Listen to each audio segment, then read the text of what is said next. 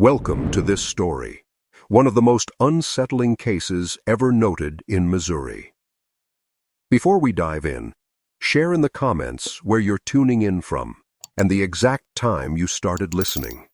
It's always interesting to see the different places and hours of the day or night where these stories reach. In the humid autumn of 1847, a solitary carriage creaked its way through the rolling hills west of the current river, toward a remote property on the fringe of what locals would later call the Ozark foothills. The driver, a gaunt man named Tobias Green, delivered his mistress, Eleanor Holloway, and her two orphaned nieces, Mary and Eliza Carter, to the estate of Holloway's late brother in a thinly populated stretch of Carter County.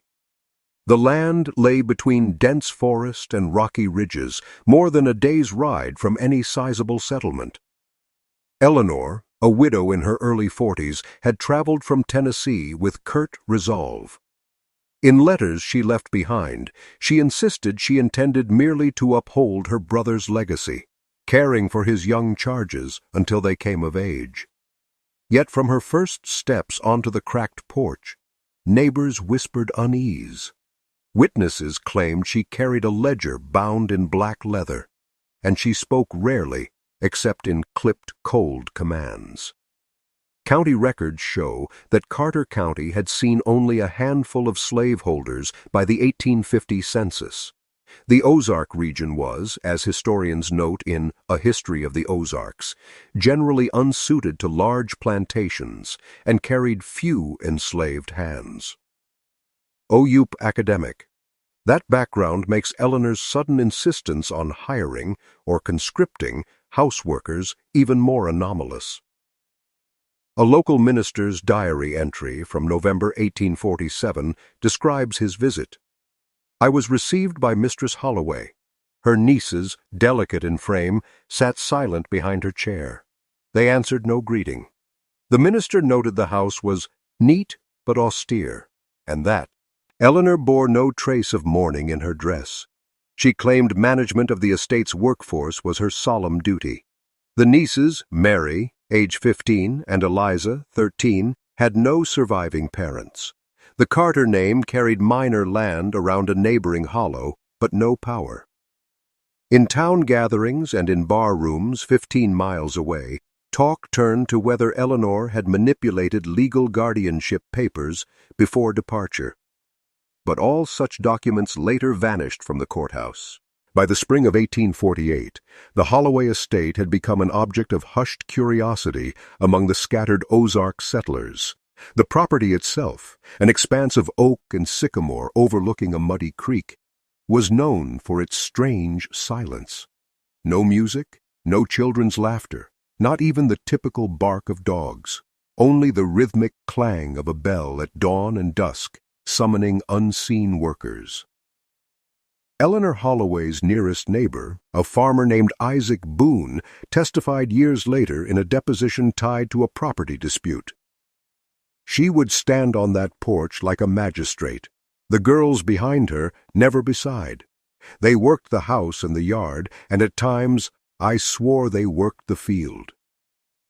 For Boone and others, it was a grim sight. Two pale figures hauling wash in the yard or tending livestock as if born to servitude. Yet no one intervened. In those years, isolation itself served as a kind of law.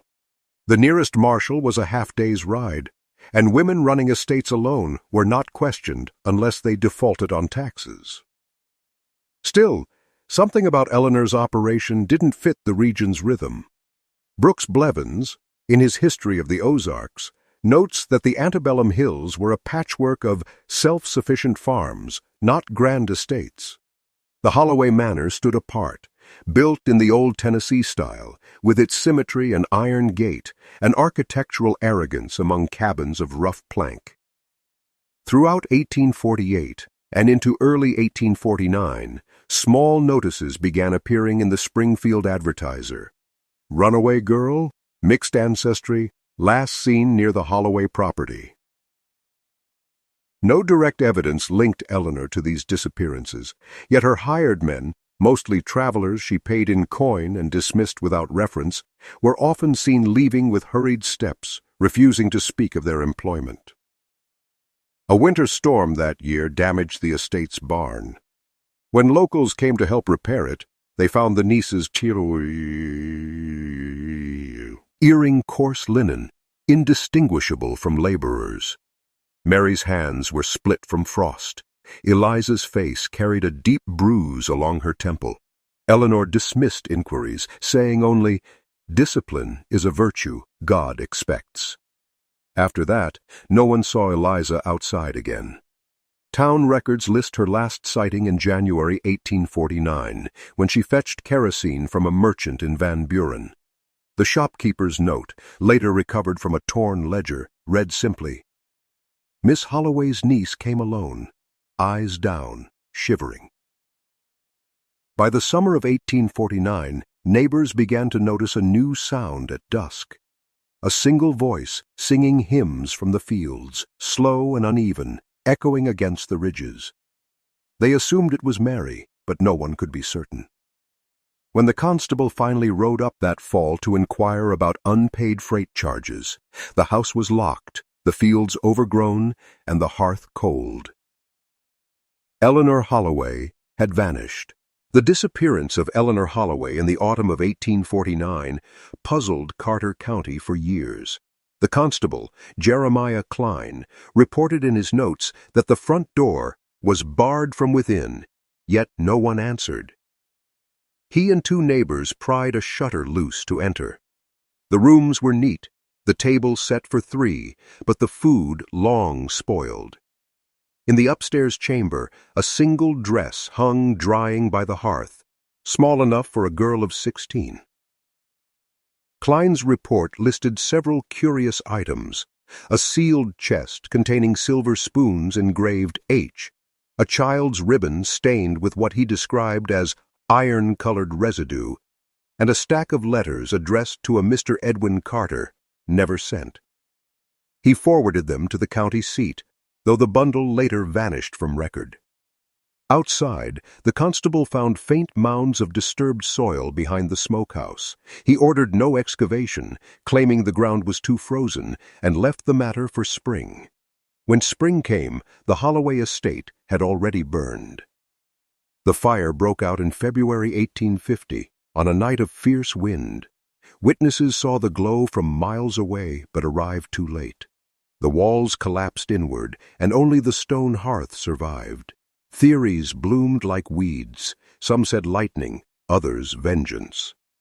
The most enduring rumor came from an itinerant preacher, Reverend Ames, who swore he saw a woman in dark attire riding eastward at dawn. Her horse lathered with sweat, a small figure clinging behind her. As months passed, fragments surfaced in local gossip.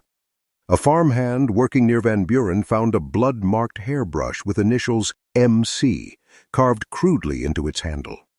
Another claimed he saw a young woman matching Mary's description boarding a riverboat in Cape Girardeau, heading toward Kentucky. None of these sightings were verified. By 1851, a new family, the Tanners, bought the charred property for a fraction of its worth. During the clearing of debris, they uncovered a partially melted locket bearing two miniature portraits, Eleanor and one of the girls. Inside, in spidery handwriting, someone had scratched, "Bound by duty, freed by fire." Years later, when the Missouri Intelligencer published a retrospective on the vanished women of the Ozarks, it linked the Holloway case to three other disappearances along the Black River between 1847 and 1850. Scholars today, referencing Blevins' History of the Ozarks, note how sparse documentation was in these frontier years, how easily families slipped from the record. Yet the Holloway estate lingered in memory. Locals swore that after the fire, travelers who camped near the ruins heard faint singing from the creek at night, a woman's voice, and sometimes the echo of a younger girl. The constable's descendants later claimed he regretted not digging that winter. His final note, tucked into a family Bible, read, "The ground keeps what the living could not. When reconstruction crews began surveying the Holloway land in 1853, the estate had already become a mark of superstition.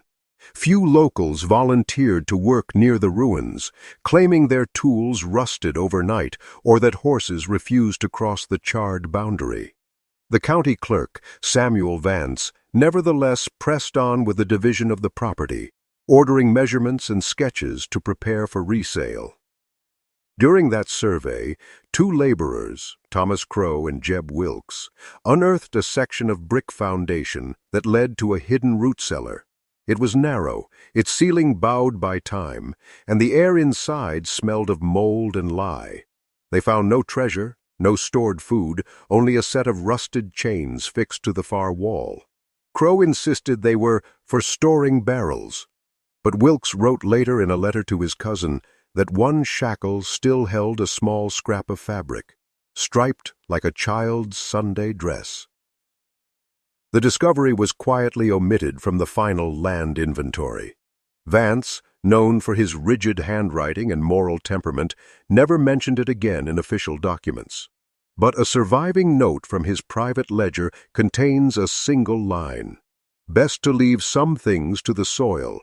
Holloway's cellar is sealed." Meanwhile, stories began to spread beyond Carter County. A traveling correspondent from the St. Louis Reveille passed through the region and wrote of a widow of Southern persuasion who vanished with her nieces, leaving her hearth haunted by silence. The article drew small attention, but it seeded the Holloway name into Missouri folklore.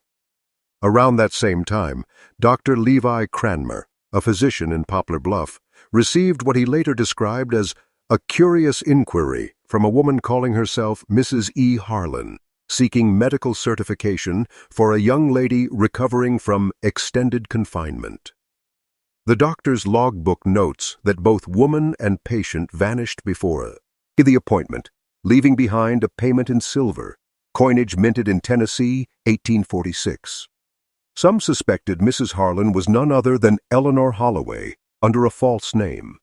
Others believed she had perished in the fire, and it was Mary who sought to erase the family stain. The region's sparse communication allowed either story to thrive.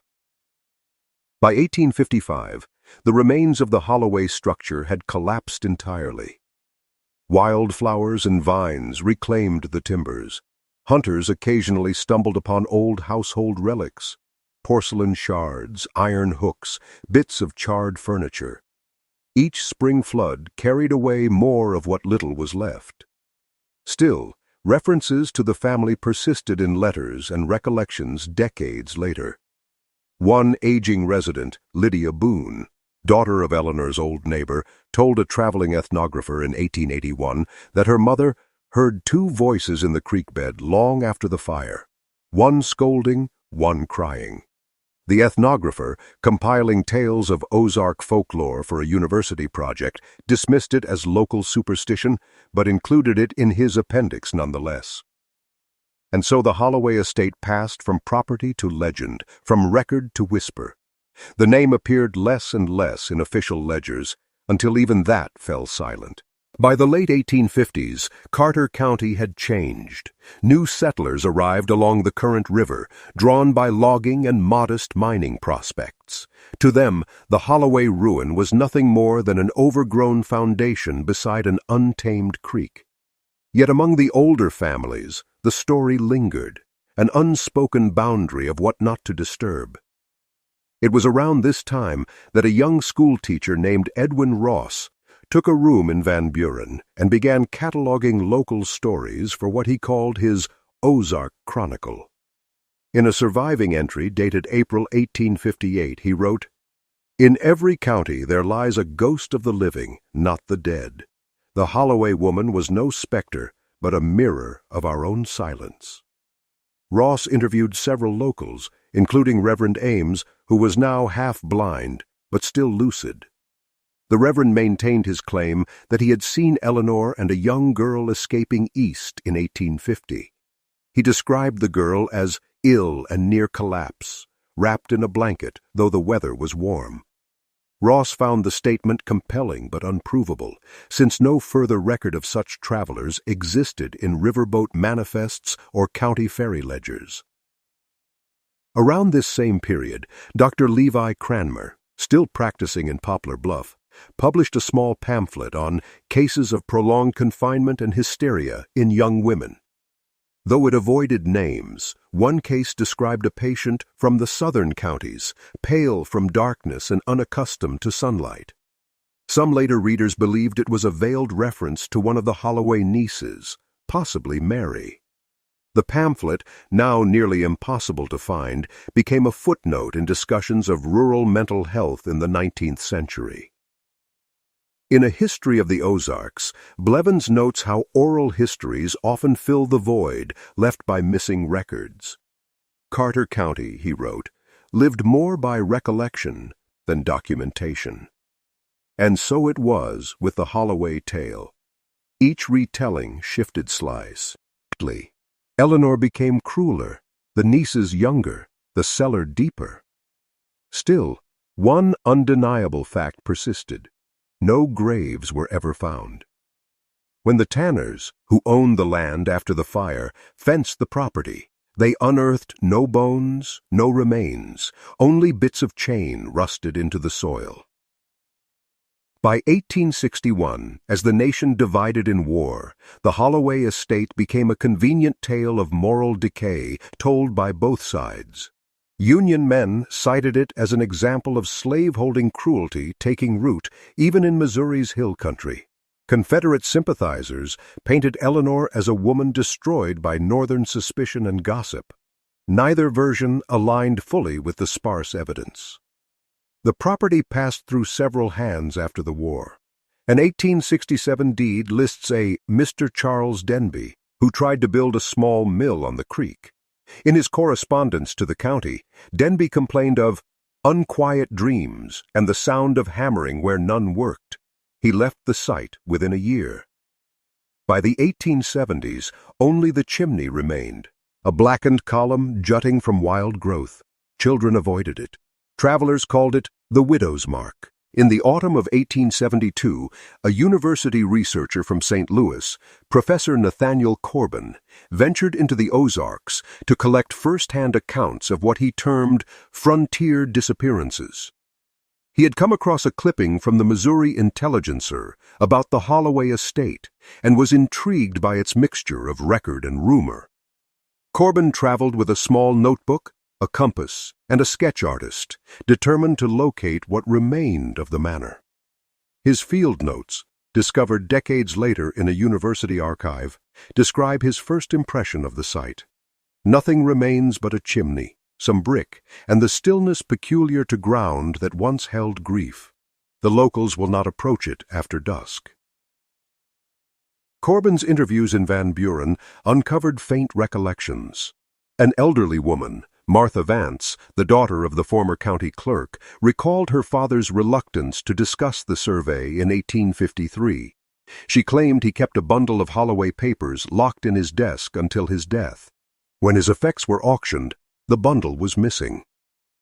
One account particularly caught Corbin's attention. A trapper named Hiram Cole, who sometimes camped near the site, told of finding a carved cross made from lye-soaked oak standing alone by the creek. He claimed it bore no names. Only the letters M.E.H. Weather and years had blurred the carving. But Corbin copied it into his notebook, remarking that the initials might signify Mary Eliza Holloway. In a letter to his colleague at the university, Corbin reflected on how the story echoed broader tensions in Ozark society. He referenced Brooks Blevins' later observations about how class, gender, and isolation shaped behavior in frontier households, how control, once justified as moral stewardship, could turn to cruelty under the guise of duty.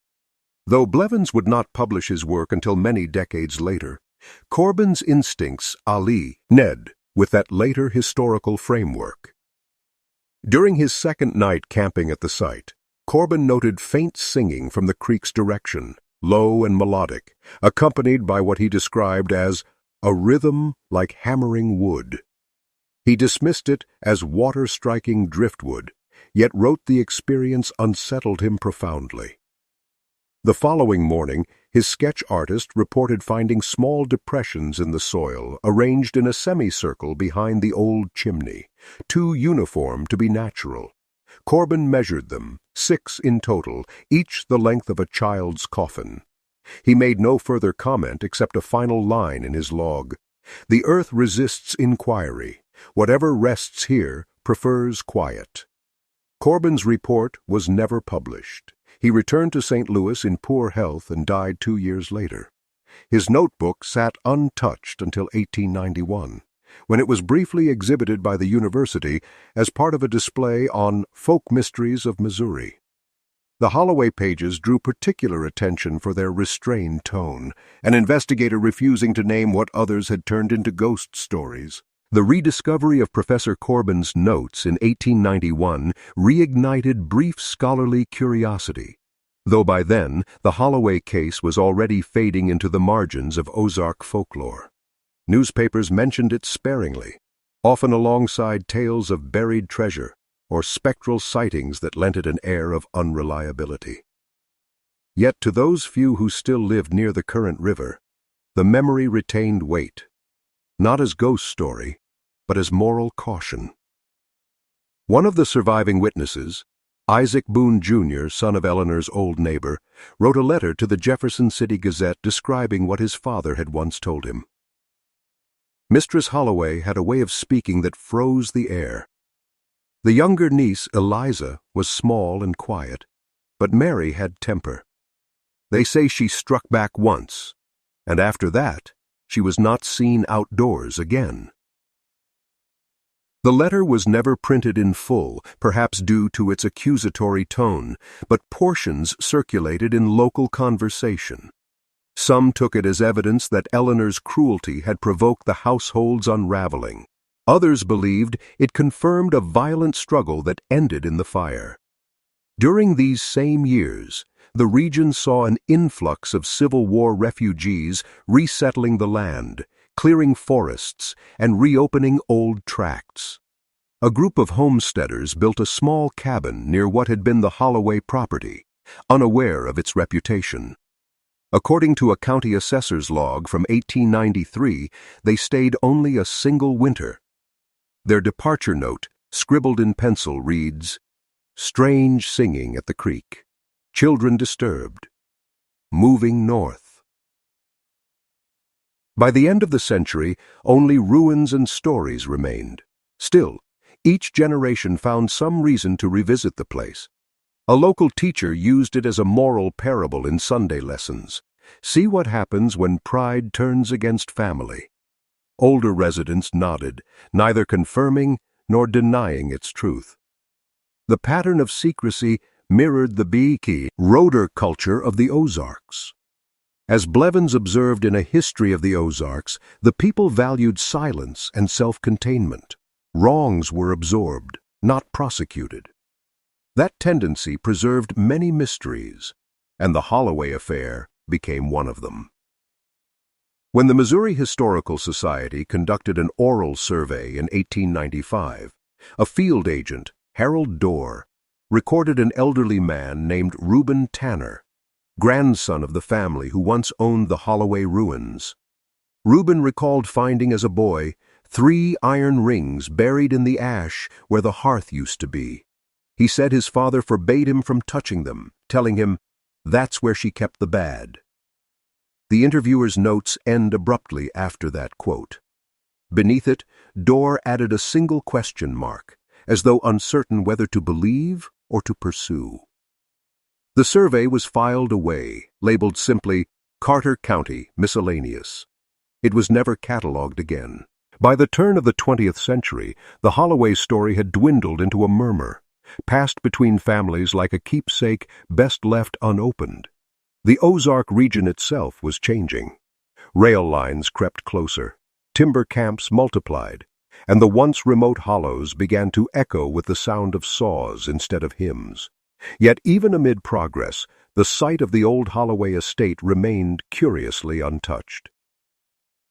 In 1901, A regional journalist named Clara Whitman traveled through Carter County to write a feature on vanished homesteads of the Ozarks for the St. Louis Dispatch.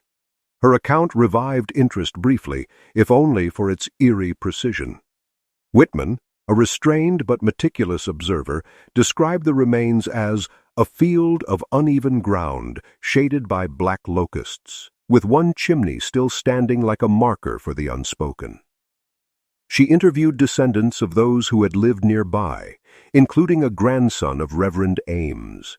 He recounted that his grandfather had kept a locked box containing notes about sins confessed but never pardoned.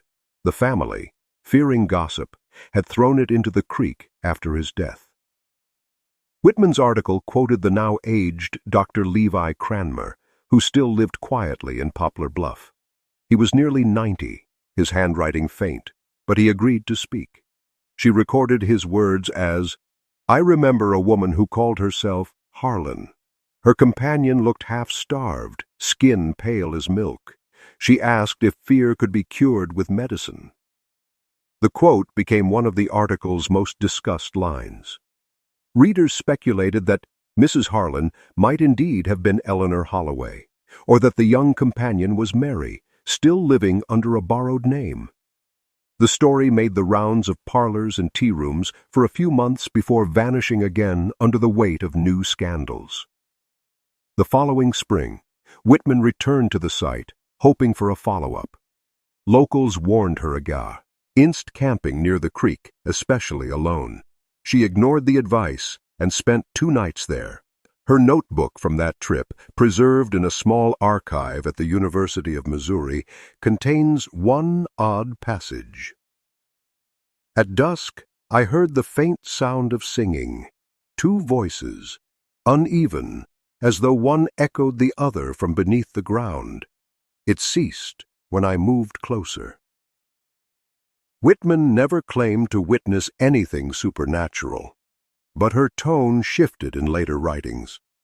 Friends described her as unusually quiet after that trip, prone to long silences and nightly walks. When she died in 1906, her personal effects included a pressed wildflower labeled "From the Holloway Hearth."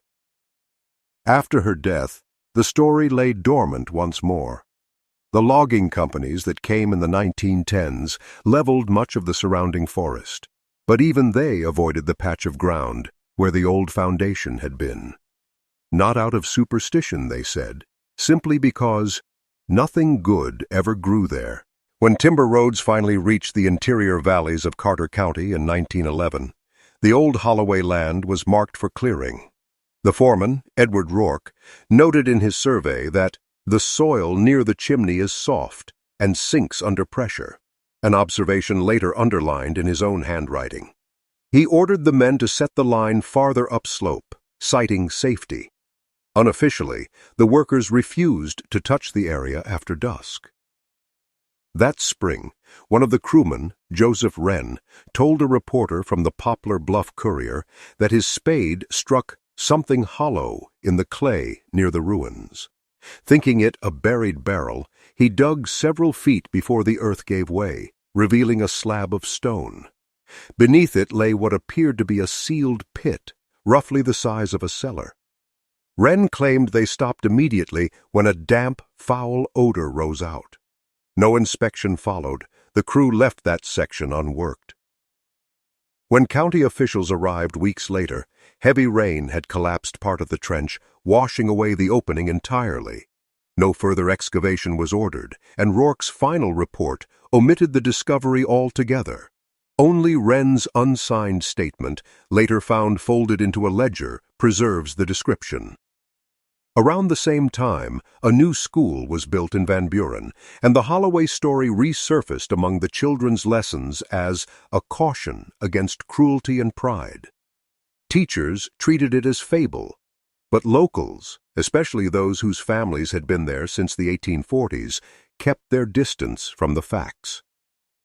A traveling preacher, Brother Cates, gave a sermon titled "The Mistress Who Bound Her Own Blood" in 1913, drawing on the story as a parable of sin. In his notes, later found among church archives, he mentioned a detail unknown to public record. The ledgers of Mistress Holloway contained not figures of trade, but lists of names and pennants. The last line read, "Until they s'appelle, Irva Willing." Where Cates obtained that phrasing remains unclear. No such ledger has ever been documented since the fire of 1850, but the image took hold. By the 1920s, folk storytellers were reciting it by lamplight, embellishing the tale into something halfway between sermon and seance.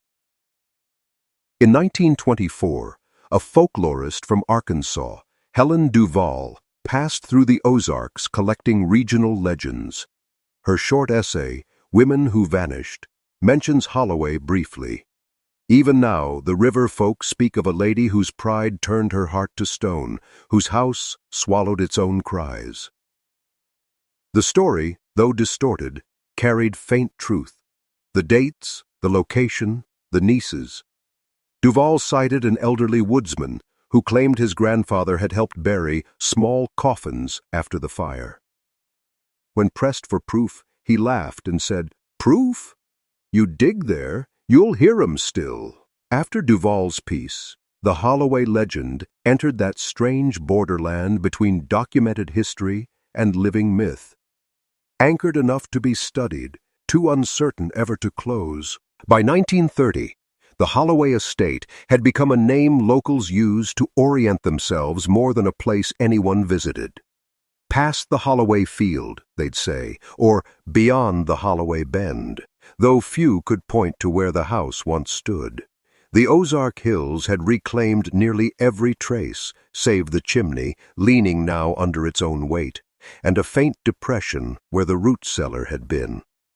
That year, Professor Alan Griggs of the University of Arkansas began assembling a small study titled Anomalous Family Cases in the Antebellum Ozarks. He was among the first to attempt connecting oral accounts with surviving legal documents. His research confirmed that Eleanor Holloway had indeed been listed as the legal guardian of Mary and Eliza Carter in 1847, but the papers filed in the Van Buren courthouse were incomplete. Pages torn, signatures faint. Griggs theorized that someone had deliberately removed evidence of the girl's inheritance, leaving Eleanor in full control of the estate. The professor visited Carter County that summer. His surviving notes, found in his estate papers, are methodical and calm until the final pages, where the tone shifts to something closer to resignation. The Holloway name does not inspire hostility, only avoidance. Those who recall her do so as if recalling a sickness. The records do not clarify, they conceal.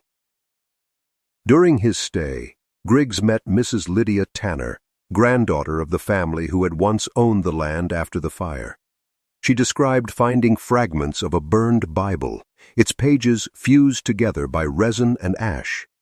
On the first legible page was a single verse from Proverbs, "She openeth her mouth with wisdom, and in her tongue is the law of kindness."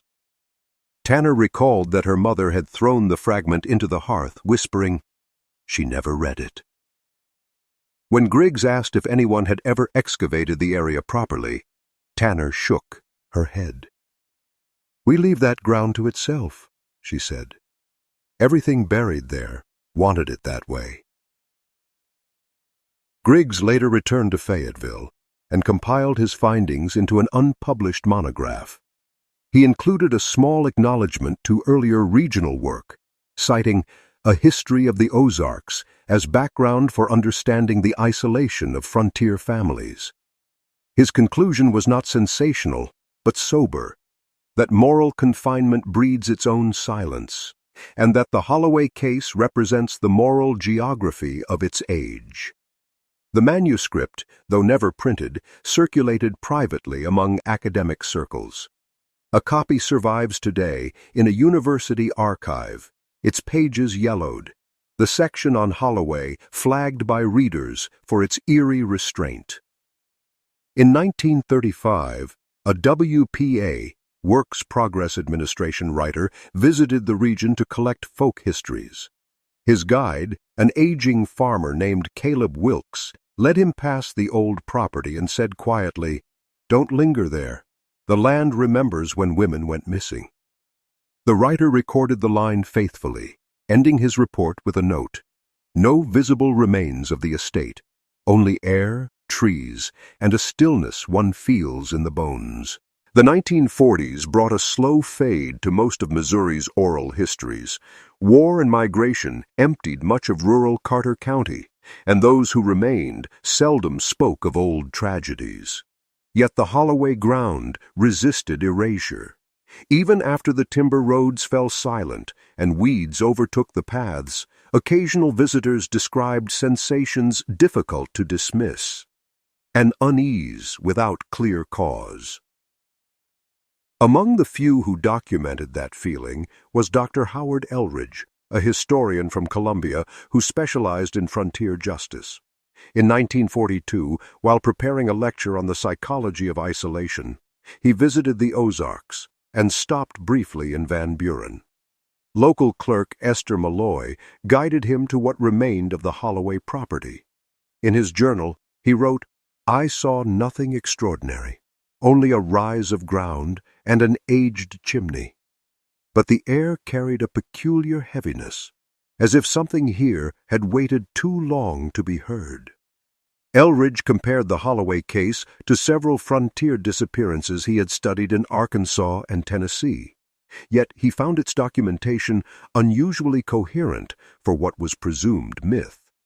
He later wrote in an unpublished essay preserved in his personal collection, "The Holloway episode endures because it lies between two forms of silence, social and moral.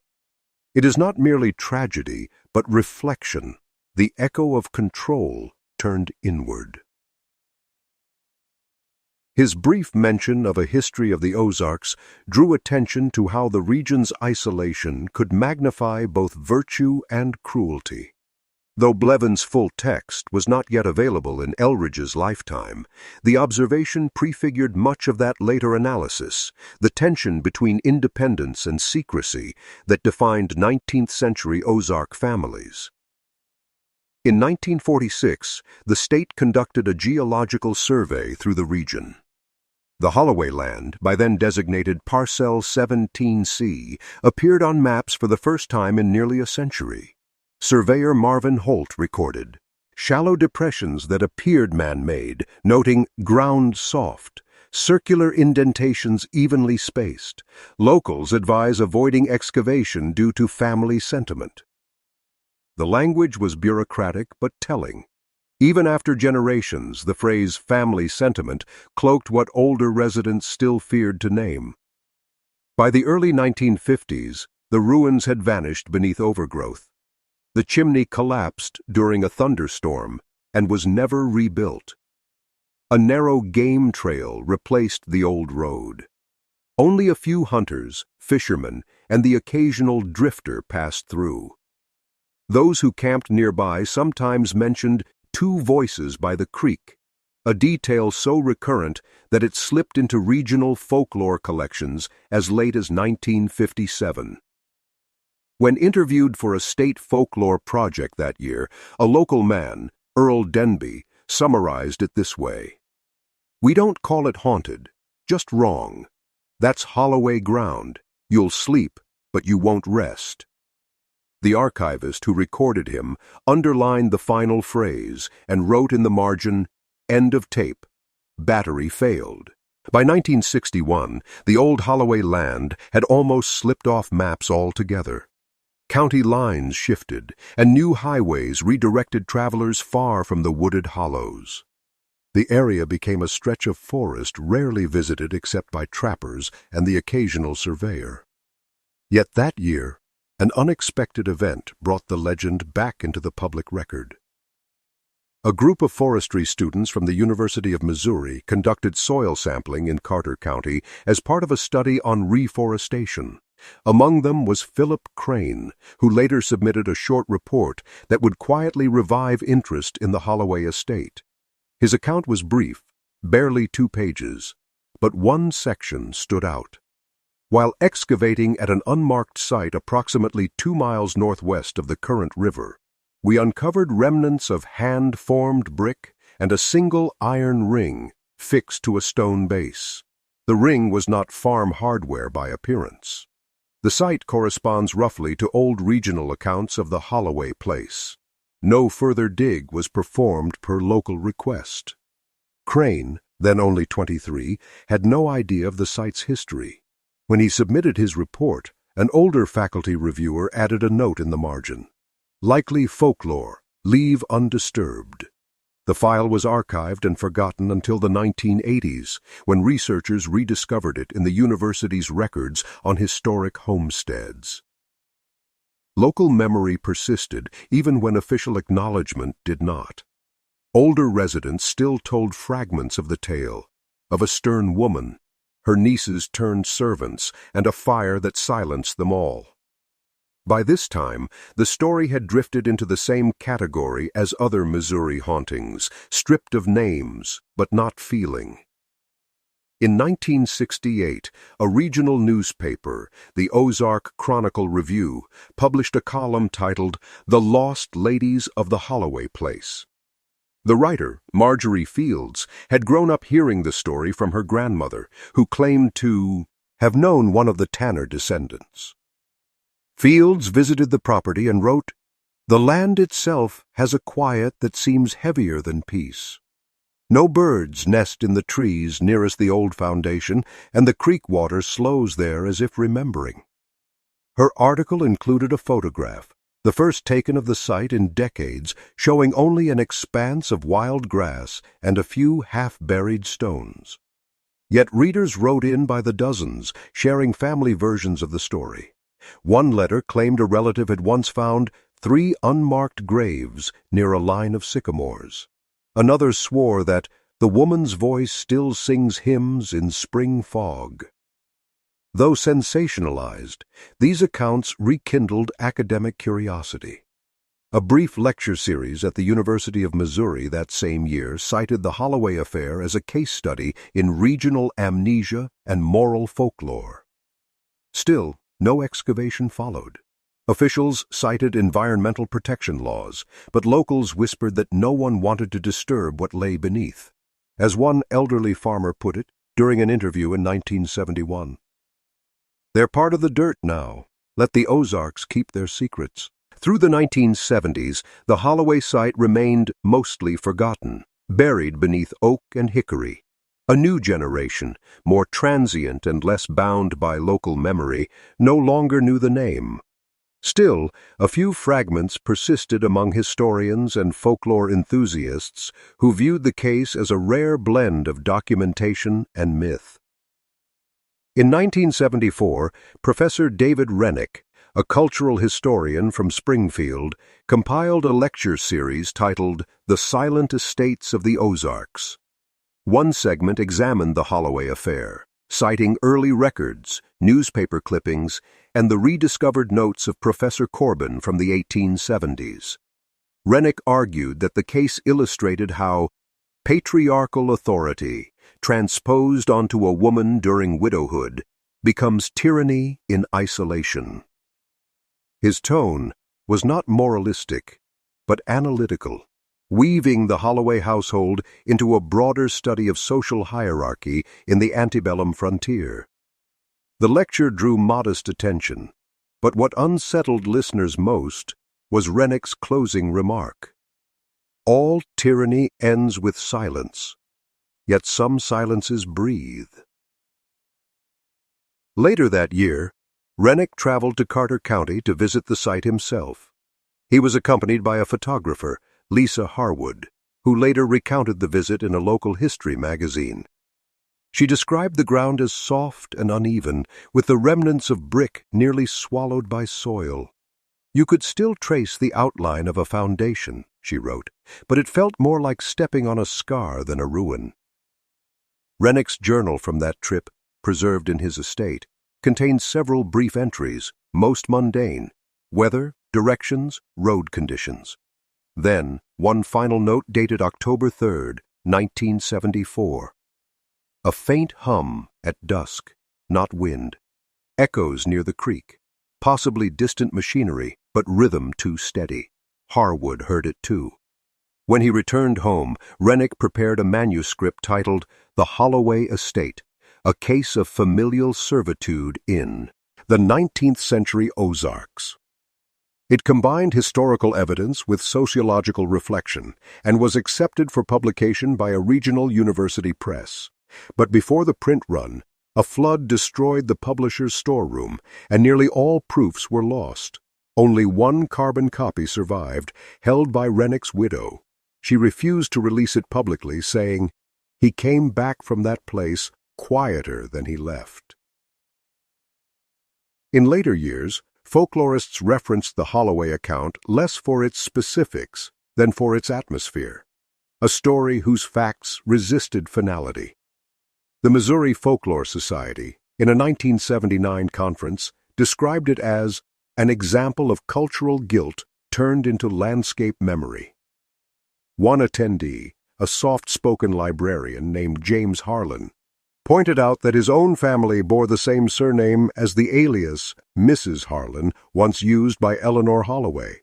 His closing remark drew murmurs. Some names keep circling back, no matter how deep you bury them. After that, the Holloway legend fell silent again. The road to the site washed out the following spring, and no one repaired it. The 1980s saw a resurgence of interest in forgotten regional histories, sparked by documentaries and renewed attention to the darker side of the American frontier. In that atmosphere, the Holloway case reappeared, quietly, yet persistently. A public television special titled Lost Voices of the Ozarks aired in 1983, featuring short vignettes about unsolved disappearances and family scandals. Among them, a segment titled The Holloway Mistress narrated the story with surprising restraint. The producers had drawn much of their script from Professor Rennick's surviving lecture notes, which they located through the University of Arkansas archives. They recreated the house through sketches, the chimney through photographs, and read aloud excerpts from the old county ledgers. The narration ended with the chilling phrase Rennick had once used. All tyranny ends with silence, yet some silences breathe. The episode aired only once, but reached a small cult following.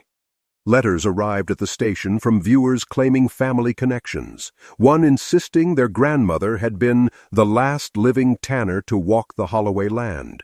Another claimed to possess the original black ledger that had belonged to Eleanor herself, though no such artifact was ever verified. That same year, a brief article in the St. Louis Post-Dispatch revisited the case, referencing Brooks Blevins' observations from a history of the Ozarks to provide historical context. The journalist concluded that, whether true or not, the Holloway story illustrates the human cost of isolation in a land too wide for justice. During the filming of the documentary, the crew visited what remained of the property, by then almost unreachable without hiking through thickets. Sound engineers recorded several hours of ambient audio for use in the broadcast. In the raw tape stored in the network's archives, there's a section of faint singing, two overlapping voices, uneven, rhythmic, and distant. Experts later dismissed it as interference from shortwave frequencies, but the producers left the segment in the final cut, unaltered. A few months after the episode aired, a small article appeared in the Current River Gazette. It reported that hikers near the old Holloway site found an exposed stone foundation after heavy rain. On one of the stones, someone had carved initials barely visible beneath moss. EHC. A combination never documented in any record but close enough to spark speculation. Eleanor Holloway Carter. The area was briefly cordoned off for examination, but no formal dig followed. Rain and erosion quickly reclaimed the stone.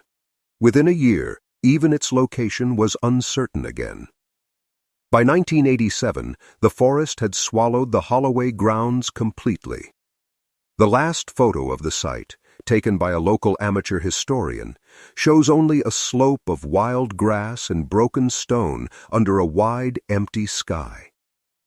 The caption reads, "Where the house once stood."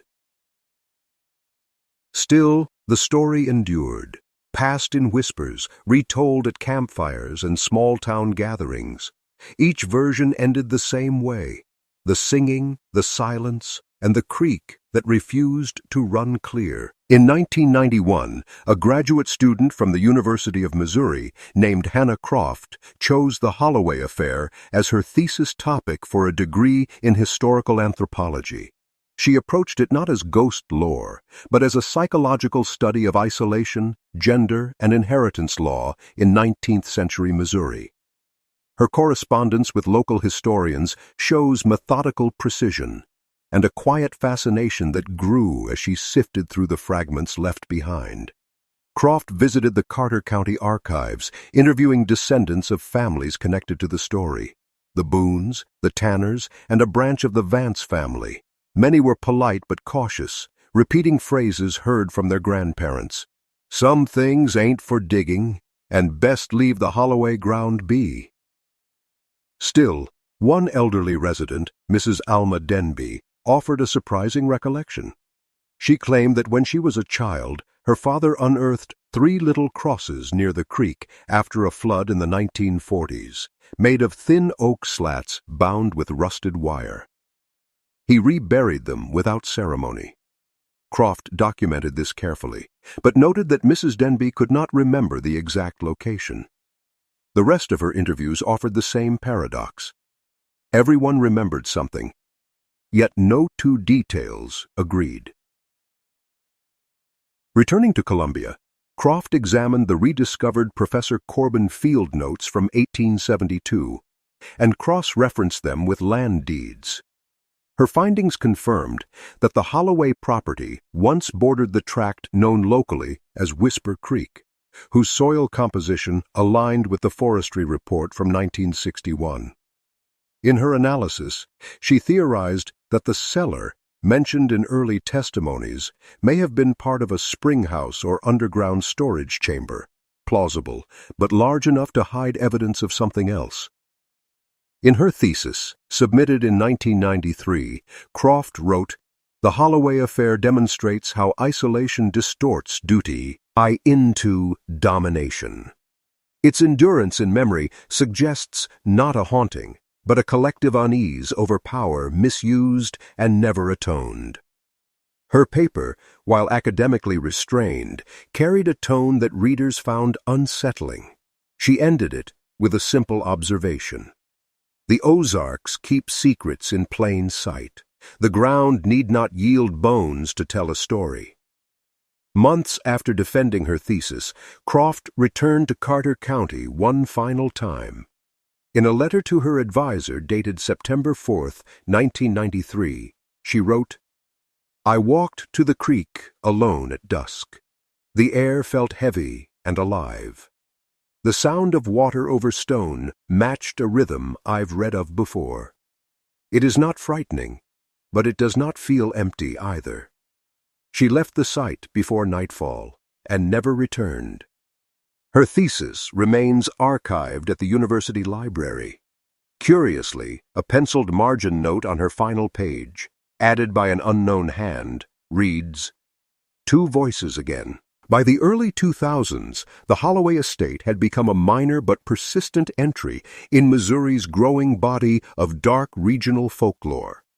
Websites and small press anthologies included it under titles like The Mistress of the Ozarks or The Servant Nieces of Whisper Creek. Most retellings blended fact and invention, drawing on fragments of real research, the constable's notes, Corbin's field book, the fragments from Croft's thesis, then wrapping them in melodrama. Yet the story retained its unsettling stillness. It was always quieter than the myths surrounding it. In 2002, an independent documentarian named Alan Pierce began filming a series called Vanished Estates: America's Forgotten Shadows. He devoted a full episode to the Holloway case, interviewing locals and scholars, including the aging Dr. Hannah Croft, now teaching in St. Louis. Her on-camera remarks were measured. "It's not a ghost story. It's a story about what happens when people stop being seen as family and become property, even inside their own bloodlines." Pierce filmed on location in Carter County, setting up near the faint remains of the foundation. During one dusk shot, his crew captured something strange on the boom microphone. Faint, alternating tones, neither human nor mechanical. Audio engineers later analyzed the clip and concluded it was likely two overlapping echoes from the river's bend, caused by the unusual topography. Still, Pierce chose to leave the moment unedited, letting the sound linger over his closing narration. The Holloway place has no graves, no monument. Only the wind remembers the names. The documentary aired regionally in 2003, gaining modest attention among historians and dark history enthusiasts. A few viewers contacted Pierce, claiming to have journals or heirlooms tied to the Holloway family, though none could provide documentation.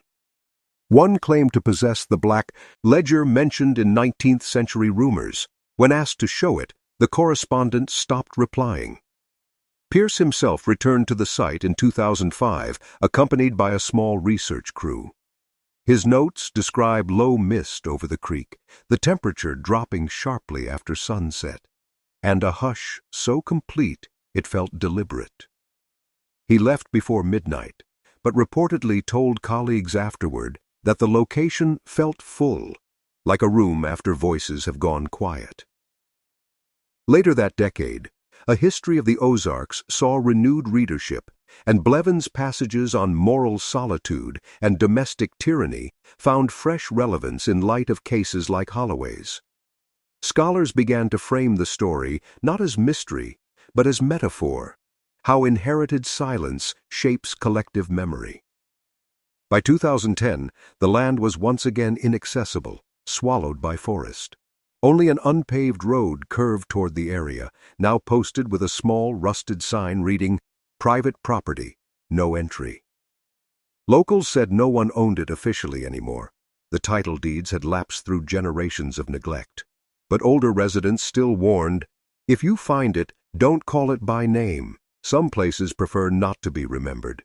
In 2015, a small team of graduate researchers from Missouri State University revisited the Holloway case as part of a project on cultural hauntings and inherited trauma. Their goal was modest, to compare oral history with verifiable record. Under the guidance of Professor Samuel Trent, they mapped the presumed boundaries of the Holloway property using GIS overlay on 19th-century survey charts. What they found only deepened the ambiguity. The coordinates of the original estate aligned almost exactly with a modern wildlife preserve along the current river basin, an area still noted for frequent fog and unstable soil. Trent's notes described several subsidence points, shallow sinkholes, or collapsed pockets, matching earlier mentions of soft ground in both the 1853 and 1946 reports. He wrote, in a tone neither academic nor emotional, "The terrain shifts as if breathing. Each depression suggests space taken, then released." The students interviewed residents of Van Buren, now a quiet tourist town. Most knew the Holloway story vaguely, "that lady with the nieces," as one shopkeeper put it, but few realized its historical depth. Yet several recalled their grandparents refusing to camp near Whisper Creek. One man claimed his father had seen lamplight moving by the water line when no road reached there. Another mentioned hearing a woman humming old church tunes while fishing alone at dusk. Trent's team camped 2 nights near the site. Their field recorder captured ordinary night sounds, crickets, running water, until the early hours of the second morning.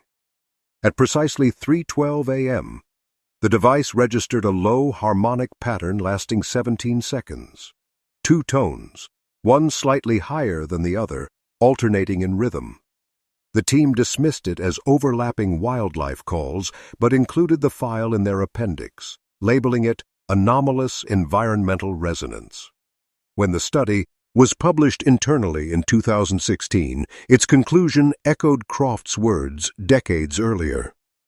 The Holloway narrative persists not through proof, but through resonance. The silence it left is measurable, not in haunting, but in avoidance. By now, little physical evidence remained. Even the once familiar chimney had vanished, toppled by decades of erosion and storms. Still, travelers sometimes sought the site, following coordinates shared on obscure forums and amateur ghost hunting groups. Those who reached the area described a striking quiet, a sense that wind itself dimmed inside the hollow. None stayed past nightfall. One hiker's journal from 2018 recounts an experience that recalls a century of similar testimony. At dusk, I heard singing, not loud, just steady, like two people working a hymn they half remembered. When I stepped closer, it stopped, but the air felt pressed down, like after a storm. No modern investigation has disproved or confirmed any of these accounts. County officials discourage exploration, citing erosion risk. Yet the story continues to draw quiet visitors, each leaving with the same impression, that the Holloway ground is not empty, only settled. Today, the story of Eleanor Holloway and her nieces endures as one of Missouri's quietest enigmas, too detailed to dismiss, too hollow to confirm. The land itself has reclaimed what was once its burden. Where the estate stood, there is now only meadow and creek, their boundaries shifting with each season's flood.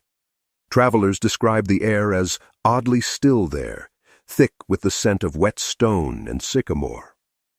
Modern historians rarely debate the facts anymore. They discuss instead what the Holloway affair represents. Scholars cite Brooks Blevins' A History of the Ozarks to remind readers that the region's isolation bred not only independence but secrecy, an instinct for silence mistaken for peace. Within that silence, the Holloway story has taken root, part cautionary tale, part collective confession.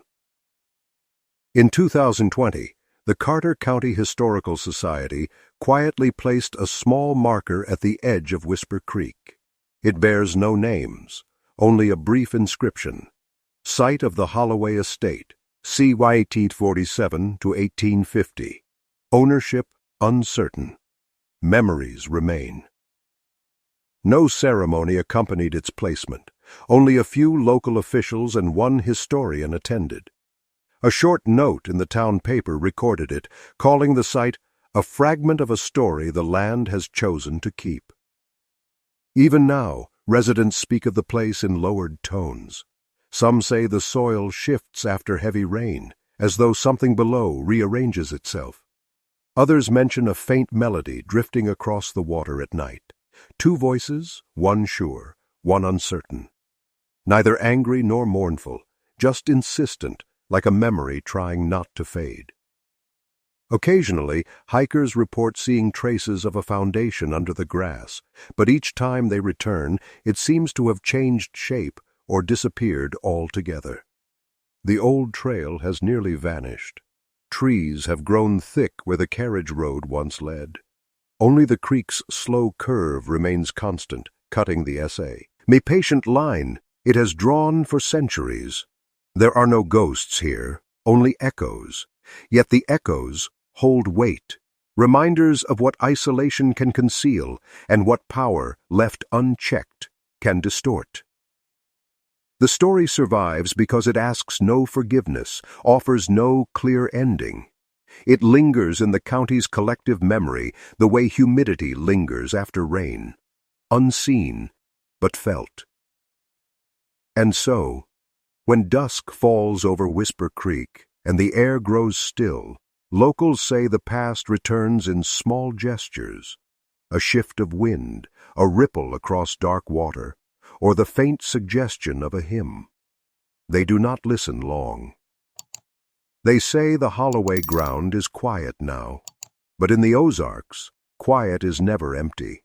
It simply means the story is listening back.